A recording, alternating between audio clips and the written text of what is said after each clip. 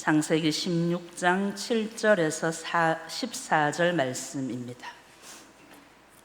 하나님 말씀을 한 절씩 교독하도록 하겠습니다. 제가 먼저 7절을 읽습니다. 여호와의 사자가 광야의 샘물 곁 곧 술길 샘 곁에서 그를 만나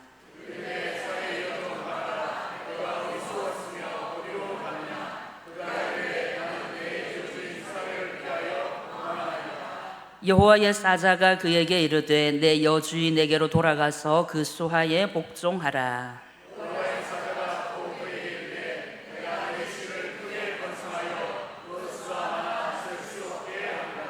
여호와의 사자가 또 그에게 이르되 내가 임신하였은즉 아들을 낳으리니 그 이름을 이스마엘이라 하라.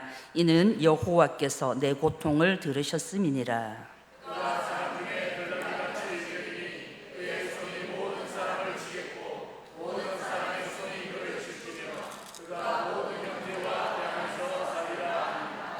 하갈이 자기에게 이르신 여호와의 이름을 나를 살피시는 하나님이라 하였으니 이는 내가 어떻게 여기서 나를 살피시는 하나님을 배웠는고 함이라.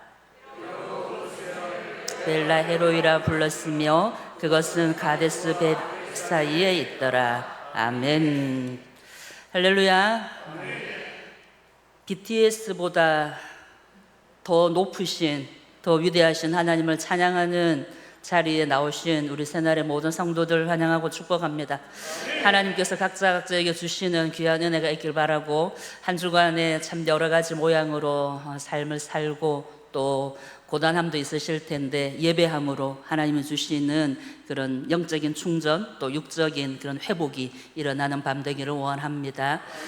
교회도 한 주간에 여러 가지 사역들이 있었던 것 같습니다. 푸른 교실을 했고 이번 주간에는 장례 예식을 치렀고 내일은 또 결혼 예식이 있네요.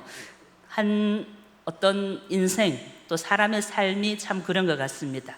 여러 가지 크고 작은 또 다양한 일들을 우리가 만나고 또 맞이하고 보내고 이러는데 그 가운데서 성도는 각자의 믿음을 지키고 또 하나님께서 허락하신 모든 시간들을 사랑할 줄 알고 또 귀하게 볼 줄 아는 그런 영적인 눈이 우리 교회 가운데에 늘 있기를 축복합니다.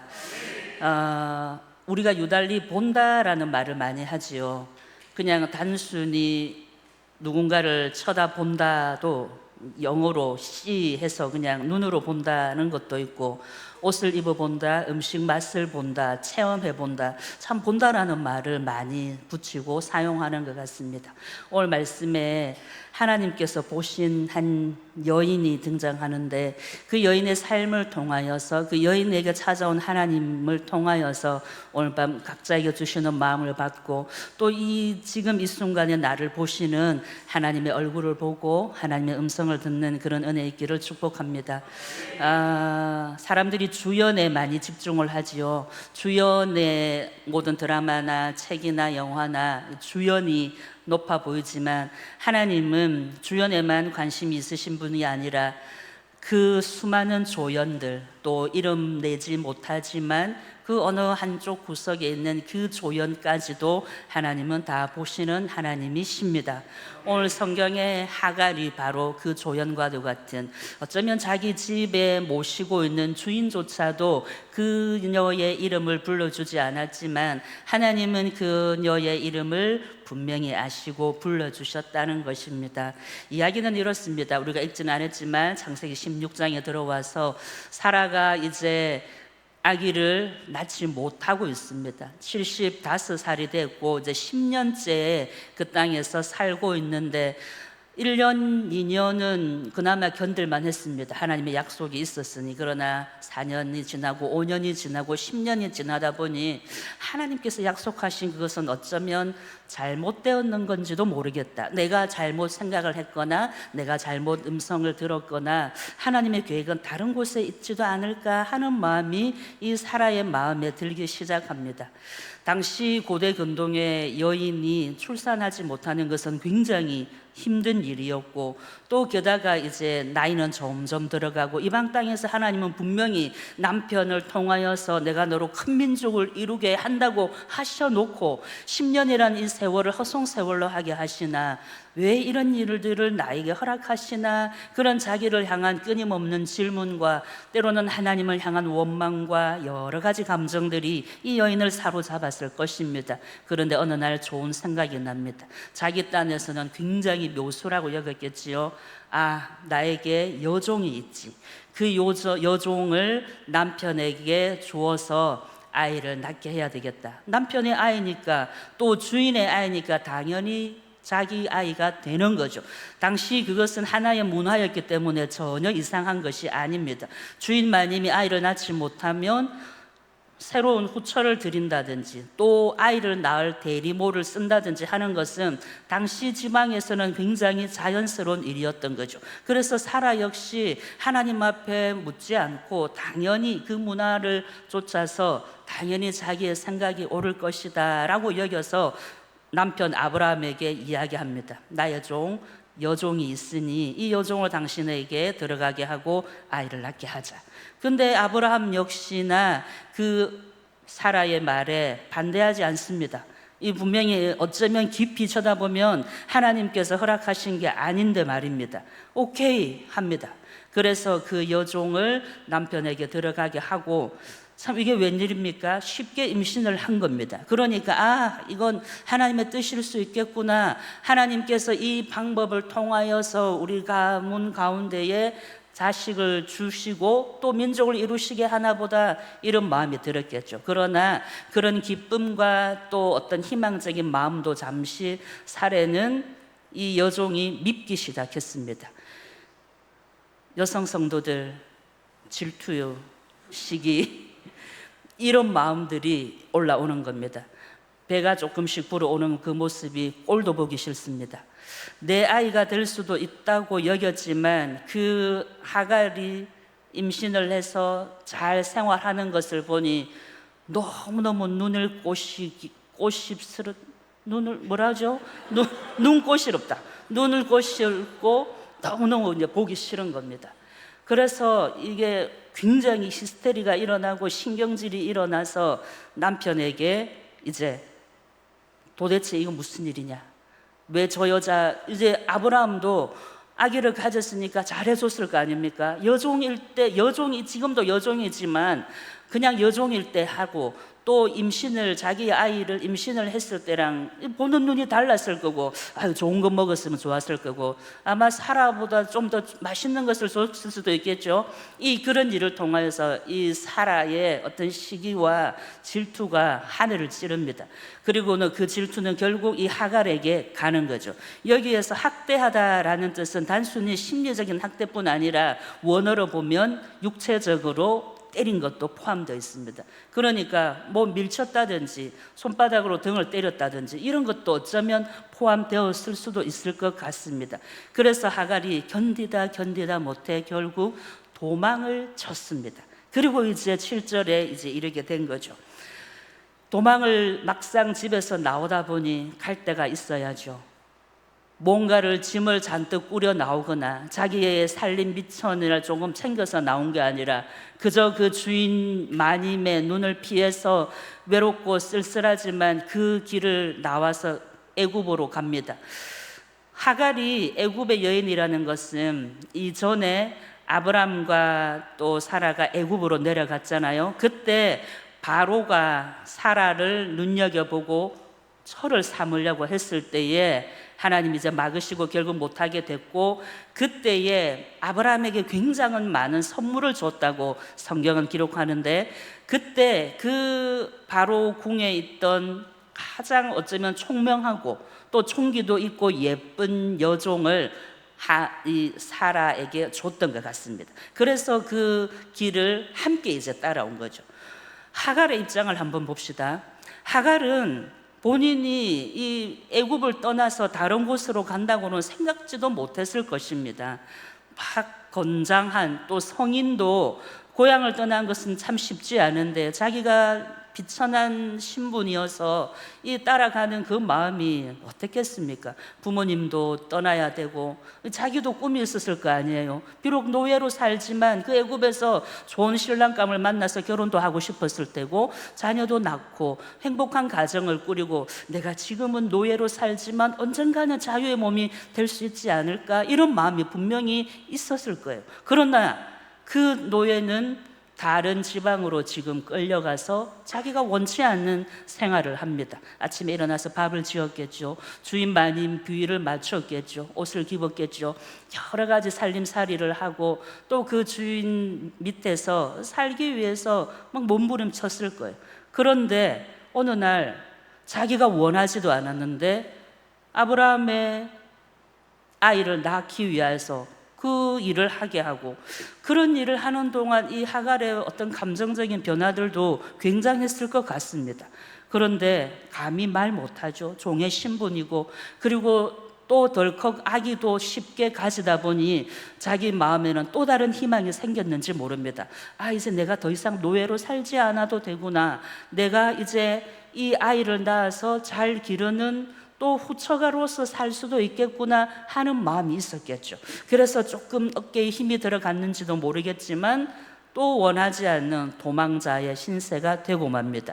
하갈이라는 이름은 도망자라는 뜻입니다. 이름 그대로 이제 정말로 도망자가 되었죠. 그리고 광야길을 갑니다. 자기의 고향으로 돌아갈 수도 없습니다. 홀몸도 아니고 집에 가면 이 상황을 어떻게 설명해야 될지, 어쩌면 부모님은 또 형제들은 또 누군가의 집에서 잘 살고 또 좋은 기별이 오기를 기다렸을 텐데 이런 상황으로 집으로 갈 수도 없습니다. 그리고 터벅터벅 걸어서 밤이 되고 어느 광야에 앉아 있는 하갈에게 하나님이 찾아오십니다. 여호와의 사자라고 표현이 지금 7절에서 14절 읽는 동안 여러 번 등장합니다. 분명히 하나님께서 그 여인을 찾아오신 거죠. 아무도 없고 어떤 사람도 자기를 도와줄 사람이 없고, 하늘을 보니 그저 별빛만 반짝이고 어느 풀벌레 소리가 들리고, 혹여나 들짐승이 나타나 나를 잡아 먹으면 어떡하나, 혹여나 강도떼들이 이 길을 지나가면 어떡하나, 그런 공포와 두려움과 그 놀라움에 떨고 있는 그 여인에게 여호와의 사자가 찾아왔습니다. 이 여인이 하나님, 혹시 내 주인의 하나님이 나를 살려주실까 기대한 것도 아닌데, 하나님은 그 여인이 애굽에서 살던 그 시간부터 여기로 오기까지 다 보고 계시고 다 알고 계셨다는 거죠. 그리고 뭐라고 말하냐면 사라의 종 하갈아 이렇게 부릅니다.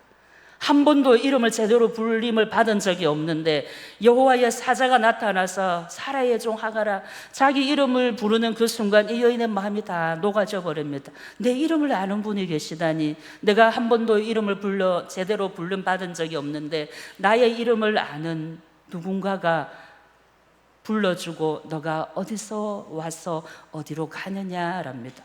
순간 직감했겠죠. 사람이 아닌 하나님이시구나.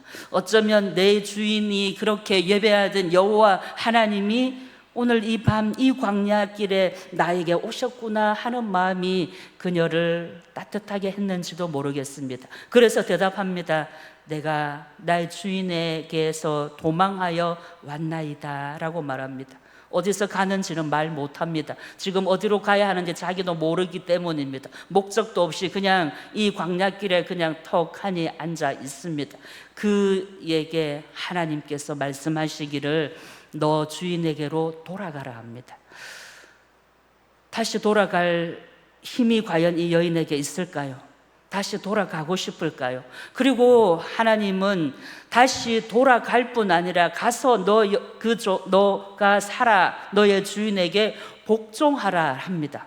왜냐하면 그래야만 아이를 낳을 수 있고 그래야만 너가 아이의 엄마로 살 수 있음을 하나님은 아시기 때문입니다.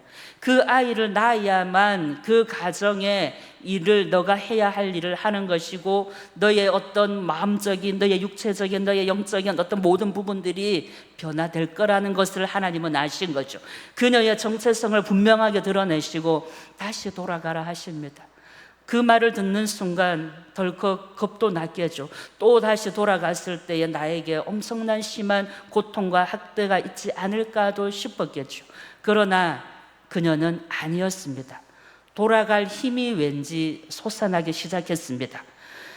두렵고 무섭고 낭망에 빠져있던 그녀에게 여호와의 사자가 이름을 불러주고 너 어디서 와서 어디로 가느냐, 그 온화한 말에 그녀에게 믿음이 생기기 시작하는 겁니다. 아, 나의 주인이 섬기는 이 여호와가 나의 주인만 보시는 게 아니구나, 나도 보시는구나.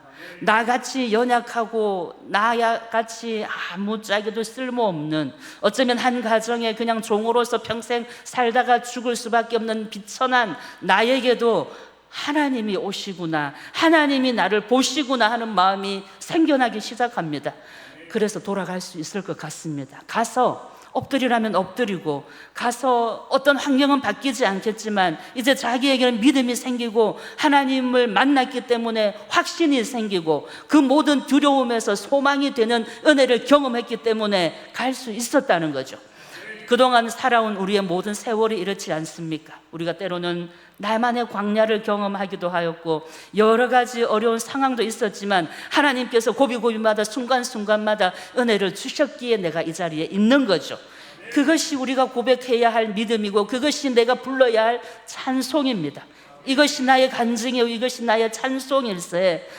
정말로 나는 아무것도 아닌데, 나는 연약한데 하나님께서 나를 택하고 부르시어 이 길을 가게 하시고 걷게 하시고 사람들을 통하여서 하나님을 알게 하시는구나, 하나님이 나를 아시구나, 하나님이 나를 보시구나 하는 그 은혜가 나를 살려내는 것이고 앞으로도 그 은혜가 우리를 살려낼 줄 믿습니다. 하갈이 이 은혜를 경험한 거죠. 하나님이 계셨구나. 자기 혼자인 줄 알았는데, 자기 아무도 안 본다고 생각했는데 하나님이 보셔서 거기 계시고 하나님이 내 모든 처지와 형편과 상황을 아셨구나. 그래서 이제 힘이 난 겁니다. 그리고 우리가 아는 결론적으로는 돌아가서 아이들을 낳게 되는 거죠. 하나님께서 또 신기한 것이 이 하갈의 모든 고통을 들으셨다는 겁니다. 첫 번째로 하나님은 보시는 하나님이에요. 살피시는 하나님. 그리고 하나님은 들으시는 하나님이라는 거예요. 왜냐하면 하나님께서 이 아이의 이름을 지어주셨기 때문입니다. 세상에 어떻게 아이의 이름까지 하나님이 지어주셨을까요? 그것은 내가 지금 만나고 있는 너의 모든 아픔 내가 다 보고 알고, 그리고 너의 눈물, 너의 부르짖는 소리 내가 들었다는 거예요. 이스마엘은 하나님이 들으셨다는 뜻입니다. 그러니까 그 아이의 이름을 하나님이 직접 지어주심으로 너의 모든 연약함들, 너의 모든 한숨들 내가 듣고 있다는 하나님의 놀라운 사랑의 선언인 것이죠. 그리고 이후의 말씀에 보면 진짜로 아브라함은 아들을 낳아 이스마엘이라고 하였습니다. 어떻게 지었을까요? 하갈이 얘기한 거죠. 하갈이 도망가다가 거기서 하나님을 만났고 하나님께서 이스마엘이라고 지어라 했어요. 그것을 그대로 믿음으로 받는 거죠. 그리고 아이 이름을 그렇게 지어 주었던 거죠. 하나님께서는 그 너무너무 연약한 그 가련한 여인을 보시고 들으시는 하나님이십니다. 하나님은 우리의 모든 형편과 처지와 상황도 보시고 들으십니다. 아무도 안 보는 것 같고 아무도 못 듣는 것 같고 아무도 내 마음 알아주는 것 같지 않지만 하나님이 하신다는 거예요. 시편 139편은 너무너무 놀라운 그 다윗의 고백이고 찬송이죠. 다윗이 고백하기를 하나님이 나를 아심으로 이렇게 합니다. 그 담담함, 그 어쩌면 담대함, 하나님께서 자기의 모든 형편을 아신다는 그 고백에서 하나님이 나의 모든 안고 일어섬도 하시고 모태에서 나를 조성하셨고 나의 모든 연약함도 아시는 그 하나님을 그렇게 노래하는 것입니다.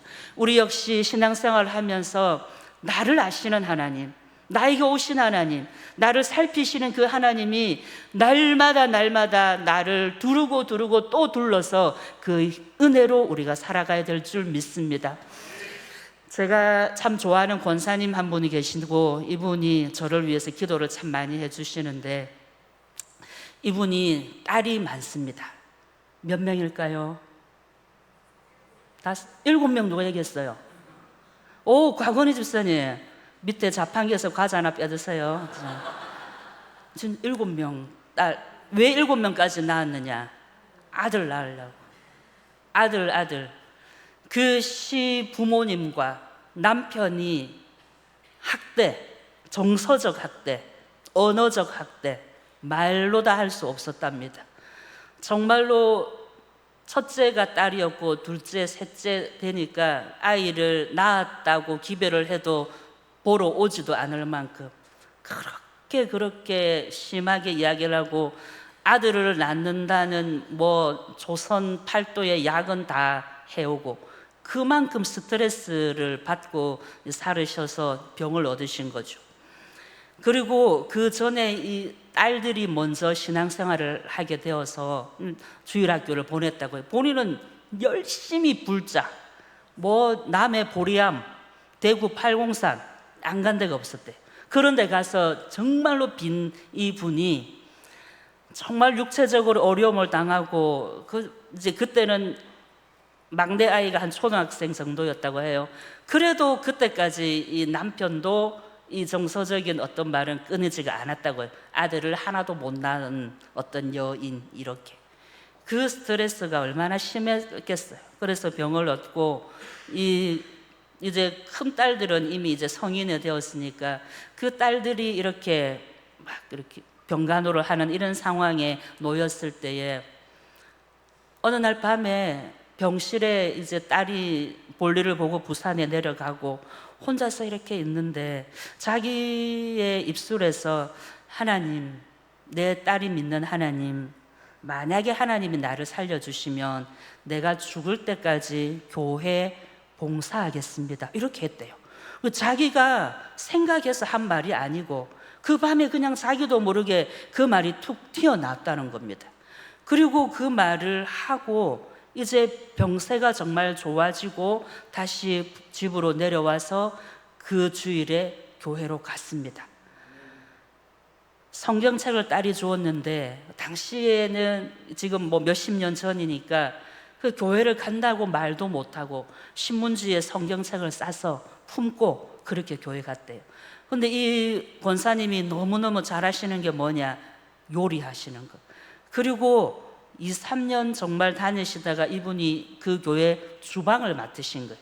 그리고 은퇴하실 때까지 주방 봉사부를 하시고 지금도 하고 계셔요. 그러면서 고백이 하나님이 그날 밤 그 시간에 내가 한 말을 들으셨다는 거예요.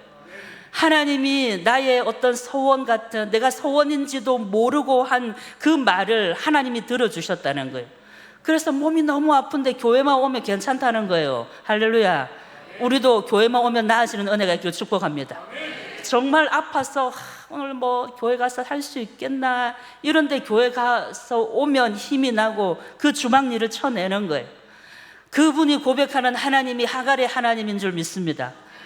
하나님이 그 고통 가운데에 부르짖는 소리를 들으신 거죠. 하나님께서 그 연약한 그 순간에 이 어린 딸들을 두고 내가 죽으면 어떡하나 그런 공포와 두려움과 걱정으로 눈물을 지새우던 그 밤에 내 딸이 믿는 하나님 계시면 들어주십시오. 그것을 하나님이 하나도 떨어뜨리지 않으시고 그대로 받으셔서 평생, 지금 아픈데 계속 일하게 하시네요. 하나님은 우리의 소리를 그렇게 역사로 사용하신다는 것입니다. 그래서 우리가 이 다음에 찬양할 때 우리 집사님이 좋은 곡 찬양 고르셨던데, 나의 신음에도 응답하시는 하나님께서 나를 보시고 하나님 귀로 나의 소리를 들으셔서 이끌어 가신다는 거예요. 그것이 놀라운 은총이고 우리를 향한 하나님의 사랑인 것입니다. 이제 하갈은 주인의 집에 돌아왔을 때도 너무너무 행복하고 기쁘게 또 자기의 일을 수행하면서 그렇게 살았을 것입니다. 하나님의 그 사랑을 이 하갈도 이제 표현을 하죠. 그 우물, 자기가 그 지쳐서 어디서 샘이 하나 솟아 나오는 거예요. 광야에서 샘을 만나는 것은 얼마나 어려운 일이겠어요. 그런데 거기에 아마 하나의 물줄기가 쫄쫄 흘렀겠죠. 우리처럼 뭐 엄청난 지하수처럼 흐른 그런 샘이 아니라 정말 퐁퐁하고 그런 물이 솟은 것을 보고 그 샘에서 목을 축이고 그녀가 하나님의 이름을 지어주기를 브엘라 헤로이라고 합니다. 살아계신, 살피시는 하나님이 계신 샘물, 그런 뜻인 거죠. 그 샘물, 그 자기가 목을 축인 그 자리가 영원한 샘물이 된 것입니다. 단순히 갈증만을 해결한 샘이 아니라 하나님이 그 샘에 오심을 통하여서 그의 영적인, 그의 평생의 목마름을 다 해소시켜 주신 거죠. 그래서 하나님을 살피시는 하나님이다라고 고백을 합니다. 성경에서 하나님이 하갈아, 여인의 이름을 최초로 불러준 것이 하갈이고, 또 이 하갈도 하나님의 이름을 너무너무 귀하게, 존귀하게 나를 살피시는 하나님이라고 이름을 지어준 것입니다. 서로 이름을 지어주는 거예요. 그것은 서로를 향한 고백이죠. 사랑이고, 서로를 향한 몸짓과 언어를 통한 모든 것을 통한 어떤 사랑의 표현이 이름을 지어준 데 있지 않겠습니까? 이스마엘이라는 이름을 받고 이 여인도 하나님은 브엘라 헤로이, 나를 살피시는 하나님, 나의 모든 것을 아시는 하나님이라고 이 여인이 이야기한 거죠. 이제 이 살피시는 하나님, 이 하갈의 하나님은 우리도 살펴주신다는 것입니다. 우리의 모든 것을 아시고, 나의 연약함도 아시고, 나의 약점도 아시고, 나의 강점도 아시고, 나조차도 찾아내지 못하는 어떤 일들을 기막히게 하나님은 찾아내시고, 그 누구도 알아주지 못하고 들어주지 못한 것을 하나님은 한 번도 묵인하지 않으시는 분이라는 거예요. 우리가 그 하나님, 나를 살피시는 하나님, 정말로 나의 작은 신음에도 응답하시는, 나를 어느 때나 눈여겨보시는 그 하나님이 오늘 이 자리에 우리와 함께 하십니다. 그리고 우리가 가는 모든 길목마다 하나님은 그 자리에 서 계십니다. 우리 인생의 모든 광야에도 브엘라 헤로이의 은혜가 있습니다. 그 은혜의 샘을 우리가 기다리고 기대하고 마셔야죠. 하나님이 주시는 말씀을 통하여서, 찬송을 통하여서, 하나님께 드리는 기도를 통하여서 브엘라 헤로이의 하나님을 노래할 때에 하나님은 나의 모든 목마름을 채워주실 것입니다. 그 어느 자리도 하나님의 은혜가 없는 자리는 없습니다. 내가 지금 이 모습인 것은 그동안에 내가 드린 예배들이 있었기 때문입니다. 그래서 지나온 모든 예배들, 그냥 늘 드리는 일상의 예배와 일상의 그냥 똑같은 찬양과 기도가 아니라 그것들이 모여서 나를 만들어 간 것입니다. 그래서 내가 함부로 대해야 할 그 어떤 시간, 그 어떤 예배, 그 어떤 회의, 그 어떤 장소, 그 어떤 모임은 하나도 없는 것입니다. 그 순간순간, 시간 예배들이 나를 비껴갖고 지나갔기 때문에 내가 지금 이 자리에서 하나님을 춤을 추며 노래할 수 있는 것입니다. 다가오는 모든 우리의 어떤 예배, 또 예수 이름으로 모이는 회의, 또 모든 사역들, 역시 그것은 내가 느끼지 못하지만 하나님은 그 일에 나를 담그셔서 나를 더 단단하게 또 성숙하게 만들어 가실 줄 믿습니다. 그래서 그 어떤 공동체의 자리를 우리가 등한시하지 않고 믿음으로 지켜내고 그 자리에 내가 있어야 한다는 것입니다. 우리 각자의 브엘라 헤로이를 날마다 고백하는 은혜가 있기를 원합니다. 하나님은 지극히 우리들을 살피시고 도우십니다. 나사렛 때에 이상재 교수님이라고 계신데, 이분의 간증을 제가 글로도 읽었고 어떤 목사님이 설교 때 인용하시는 것을 듣고 제가 참 은혜를 받았던 것 같습니다. 이분이 7살 때 정도의 교통사고로 10살 때는 완전히 실명이 됐다고 해요. 너무너무 이제 그 아이가 앞을 못 보게 돼서 얼마나 비참하고 또 어려웠겠습니까? 그런데 그 마을에 어느 할머니가 너 교회 가봐, 너 교회 가면 너 눈 뜰 수도 있어, 이렇게 했다는 거예요. 할머니가 정말 신앙이 있어서 하신 말씀인지, 어쩌면 정말로 성경 말씀에 에바다의 이야기를 읽었다거나 소경 바디메오의 이야기를 이분이 간직했던지도 모르겠죠. 너 교회 가면 눈 뜰 수도 있어, 교회 가봐, 이랬다는 거예요. 그래서 이 아이가 그 말을 믿음으로 받고 교회에 갔어요. 한 달, 두 달, 세 달 떴을까요? 못 떴습니다. 6개월 동안 열심히 교회를 다녔지만 눈이 뜨지지 않았어요. 그러나 이 아이가 그 교회에서 예배함을 통하여서 마음이 달라지는 거예요. 모든 눈이 완전히 실명이 되고 나서는 정말로 괴롭고, 이 나중에 후반에는 이 시력이 없는 친구들과 함께 죽으려고까지 했다더라고요. 근데 하나님께서는 이 친구를 기가 막히게 사용하시는데 클라리넷을 전공을 하게 하셨대요. 아마도 어느 교회 집회 때에 누군가가 특순을 했겠죠. 그리고 그 소리가 너무 좋아서 자기도 하고 싶다는 생각이 들더랍니다. 그래서 클라리넷을 하게 되었고 중앙대를 들어갔고, 근데 졸업을 하고 보니 우리나라에서는 시각장애를 가진 음악가를 써주는 데가 없었습니다. 그런데 하나님은 또 기가 막히게 미국으로 가게 하셨다는 거예요. 거기서 미국 그 대학의 피바디대라고 하던데 150년 만에 처음으로 시각장애인이 박사학위를 받았답니다. 그리고 그 공부를 하는 동안 자기는 교회를 어릴 때 나갔고 그렇게 대학 생활을 하며 살았지만 정말로 하나님을 제대로 만나지 못했다고 해요. 근데 함께 공부하는 사람들이 한인교회 가면 한국 밥을 준다는 얘기를 듣고 교회를 나갔다는 거예요. 그래서 한식을 주는 게 너무 좋아서 그 교회를 매주 나갔는데 어느 날 클라리넷 전공인 줄 알고 특송을 한번 하라는 거예요. 그래서 뭘 할까 하다가 그냥 악보를 옛날에 뒤져다가 괴로울 때 주님의 얼굴 보라, 그거 해야 되겠다 하고 갔답니다. 근데 그 자리에 특순을 하고 이제 자기는 예배 빨리 마치고 한식 밥 먹는 데에 마음이 다 쏟아져 있는데 그날 설교를 들으면서 마음을 하나님이 만지시기 시작한 거예요.